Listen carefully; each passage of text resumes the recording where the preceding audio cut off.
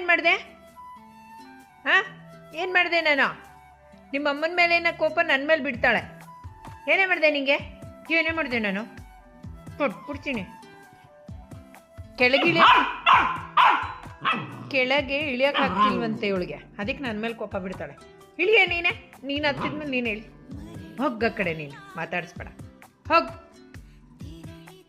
ಹೋಗ ಕಡೆ, ಹೋಗ್ ಹೋಗ್. ಓಹೋ, ಜಂಪ್ ಮಾಡು, ನೀನೇ ಜಂಪ್ ಮಾಡು. ಜಂಪ್ ಮಾಡೋಕ್ಕೆ ಇವಳಿಗೆ ಭಯ ಆದರೆ ನನ್ನನ್ನು ರೇಗ್ತಾಳೆ. ಇವಳಿಗೆ ಹೇಳಿದ್ ನಾ ಮೇಲತ್ತು ಅಂತ. ಇಳಿ ನೀನೆ. ಏಯ್ ಬೆಳ್ಳಿ, ಇಳಿಯೇ ಕೆಳಗೆ. ನೋಡಿ, ನಾನೇ ಜಂಪ್ ಮಾಡಿದೆ ಅಂದ್ಬಿಟ್ಟು ಕೋಪ ಮಾಡ್ಕೊಂಡು ಮಲಗಿದಾಳೆ. ಇವಳನ್ನ ಯಾರು ಸೋಫಾ ಮೇಲೆ ಹತ್ತು ಅಂದಿದ್ದೋ? ಯಾರೇ ಹೇಳಿದ್ ನಿನಗೆ?